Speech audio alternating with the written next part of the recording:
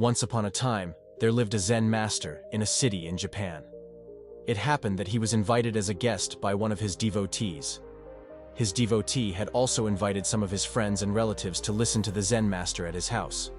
Everyone was listening attentively to the teachings of the Zen master. Suddenly, there was an earthquake. The building they were sitting in was a multi-story building, and they were on the 7th floor. Their lives were in danger due to the tremors of the earthquake. All the people started running here and there to save their lives. In fear, everybody was running to escape from the building. The host, running by, looked back to see what had happened to the Zen master. He saw that the Zen master was sitting there with not even a ripple of anxiety on his face. He was sitting with closed eyes, as he had been sitting before. The host called out loudly that there is an earthquake, run away from here. But the Zen master did not move from his place and kept sitting still. Anyways, the host ran towards the stairs to save his life. After some time, the tremors of the earthquake stopped. Everyone started coming back one by one and sat back at their places. The Zen master also opened his eyes and started his conversation. He continued again from exactly where the talk was interrupted. His behavior was as if nothing had happened. Everyone was surprised to see him. The host was also very surprised to see his behavior, and at the same time, he was angry. Even though the earthquake had gone, the fear was still there on everyone's face, whereas the Zen master was continuing his speech. The Zen master was answering the questions of the host when the earthquake came. He asked the host, "Is your doubt resolved now, or any query is still pending?" The host shook his head and said, "Sir, I am not able to concentrate on what you are saying. The earthquake has disturbed me too much. But there is one question I would like to ask you. Please tell me, when the earthquake came, everyone ran to save their lives. Everyone was trying to escape from the building. I also ran away to save my life. But why did not you run to save your life? Why were you sitting here? I called you too, but you did not hear me.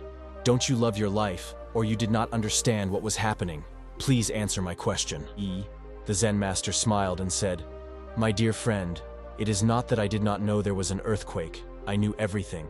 And also, it is not that I did not run to save my life. I also ran. The only difference is that you ran toward outside, but I ran toward inside. You also tried to escape, and I also tried to escape, but the difference is that you escaped outward, but I escaped inward. Your escape is useless because wherever you are going, there is an earthquake, so it is meaningless. It makes no sense. You may reach the 6th story or the 5th or the 4th, but there too is an earthquake. I escaped to a point within myself where no earthquake can ever reach. You ran where you felt safe, and I ran where I felt safe." Then the Zen master smiled and said, "My dear friend, always remember that the man who is afraid of death, death kills him again and again. But he who is not afraid of death, death cannot do any harm to him. And to be fearless, you have to be centered in your real self. If we see in our lives, we will find that we fear every little thing in our life. Fear has become a part of our life, sometimes the fear of death, and sometimes the fear of the future, sometimes the fear of unwanted incidents, and sometimes the fear of losing something. And when fear comes, we start looking for security for ourselves. But the mistake we make is that we start looking for security outside. We forget that there is such a safe place within ourselves. We are no sorrow, no pain, no fear can never reach. But we have never tried to go there till today. Maybe we did not know about it till now, and that's why we have never been able to be free from fear till now. But after listening to this story, whenever there is any sorrow, any pain, or any fear in your life, then always remember that there is a place within yourself which is completely secure. We are not only fear, but even death cannot reach.